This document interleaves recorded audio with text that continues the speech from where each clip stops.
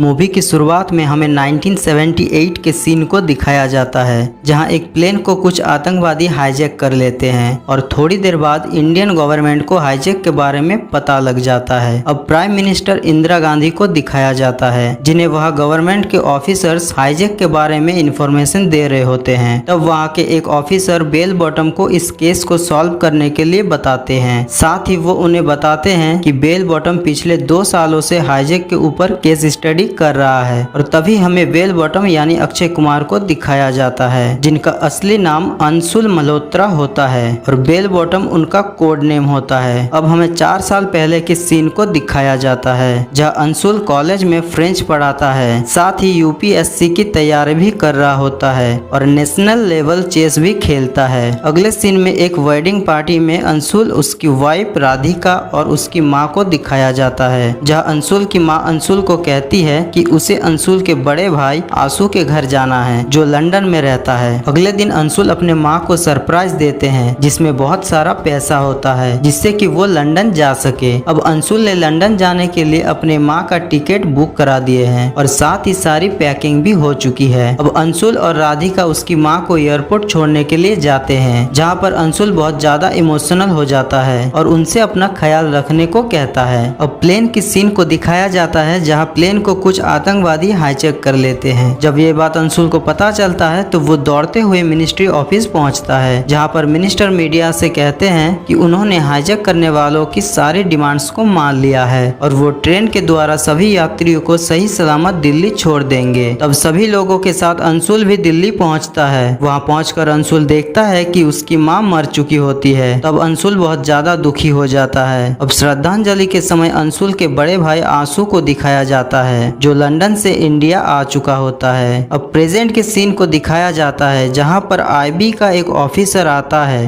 वो बताता है कि इस प्लेन को हाईजैक आजादी दल वालों ने किया, लेकिन बेल बॉटम इस बात से इनकार कर देता है। वो उन्हें बताता है कि इस हाईजैक में आईएसआई का हाथ है। साथ ही वो उनसे कहता है कि अगर उन लोगों ने इस प्लेन को लाहौर लेकर गए तो समझ जाना कि इस हाईजैक को आईएसआई ने ही करवाया है। तभी वहाँ पीछे से एक आदमी आकर उनसे कहता है कि प्लेन अमृतसर में लैंड हो चुका है। अब फिर से 4 साल पहले के सीन को दिखाया जाता है, जहाँ रॉ के एक बड़े एजेंट अंशुल को किडनैप करवा लेता है। वो एजेंट अंशुल को रॉ ज्वाइन करने के लिए कहते हैं, लेकिन अंशुल उन्हें इनकार कर देता है। तब वो एजेंट अंशुल को बताता है कि उसकी माँ को किस तरह तड़पा तड़पा कर मार दिया गया था। ये सुनकर अंशुल बहुत गुस्से में हो जाता है और रॉ ज्वाइन करने के लिए तैयार हो जाता है। अब उसकी ट्रेनिंग भी शुरू कर दिया जाता है। ट्रेनिंग के दौरान हमें पता चलता है कि अंशुल का दिमाग बहुत तेज है, साथ ही वो शूटिंग के मामले में भी अच्छा है, लेकिन वो फिजिकली थोड़ा कमजोर है। तो वहाँ के एजेंट अंशुल को फिट करने के लिए और हार्ड ट्रेनिंग करवाता है और इतनी हार्ड ट्रेनिंग के बाद अब अंशुल हर एक चीज के लिए फिट हो चुका है। ट्रेनिंग खत्म हो जाने के बाद अंशुल अपने वाइफ के साथ लंदन अपने भाई आशु के पास जाता है। वहाँ गुरुद्वारे में अंशुल एक आदमी से टकराता है। जब अंशुल उस आदमी को उठाता है तो अंशुल को उस आदमी पर शक हो जाता है कि ये आदमी पहले किए गए हाईजैक में शामिल था। तब वो उसे ढूंढने के लिए बाहर जाता है, लेकिन तब तक वो आदमी निकल चुका होता है। अगले दिन वो आदमी गुरुद्वारे में फिर से आता है। तभी वह बेल बॉटम उसका पीछा करने लग जाता है। इस दौरान उसे पता चलता है कि हाईजैक करने वाले यही लोग थे। तब रॉ के सारे ऑफिसर्स बेल बॉटम के साथ उस बिल्डिंग में घुस जाते हैं, जहाँ वो हाईजैक करने वाले लोग थे और सभी लोगों को पकड़ लेता है। अब प्रेजेंट के सीन को दिखाया जाता है, जहाँ सभी मान चुके थे कि इस हाईजैक के पीछे आईएसआई का हाथ है, इसलिए वो बेल बॉटम को बुलाने को कहते हैं। अब हमें काजीरू को दिखाया जाता है, जिसे आईएसआई के चीफ उस हाईजैक के मिशन का कमांड देते हैं। ये वही टेररिस्ट है जिसने अंशुल की माँ को तड़पा तड़पा कर मार दिया था। काजीरू उन्हें इस प्लेन को दुबई में लैंड करने को कहता है। तब बेल बॉटम उन हाईजैकर्स को पकड़ने के लिए दुबई आता है और बहुत सारे प्लान बनाता है, लेकिन सभी प्लान फ्लॉप हो जाता है। तब सभी हार मान जाते हैं और अब हाईजैकर्स के बात मानने के अलावा कोई दूसरा रास्ता नहीं बचा है। इसलिए रॉ के 2 सीनियर ऑफिसर उनकी डिमांड सुनने के लिए प्लेन में जाते हैं। तब वो हाईजैकर्स उन्हें बताते हैं कि हमें $1 मिलियन और एक प्लेन चाहिए, साथ ही उनके 5 साथी भी चाहिए जो आपके जेल में बंद है। अब यहाँ पर हाईजैक करने वालों के निकलने की सारी तैयारी हो चुकी होती है और जैसे ही वो लोग जाने वाले होते हैं तभी वहाँ रेत का एक जोरदार तूफान आता है, जिससे आगे कुछ भी दिखाई नहीं दे रहा होता है और इसी का फायदा बेल बॉटम सद्दाम और उसकी टीम उठाती है और उन पर अटैक कर देती है। आखिर में वो सबको मार कर पकड़ लेते हैं और प्लेन के साथ सभी लोग सही सलामत इंडिया वापस आ जाते हैं और इसी हैप्पी एंडिंग के साथ मूवी यहीं पर खत्म हो जाता है। तो दोस्तों ये मूवी आपको कैसी लगी ये कमेंट करके जरूर बताएं। मूवी पसंद आए तो लाइक कीजिए, चैनल पर नए हैं तो चैनल को सब्सक्राइब करके बेल आइकन को दबा दीजिए।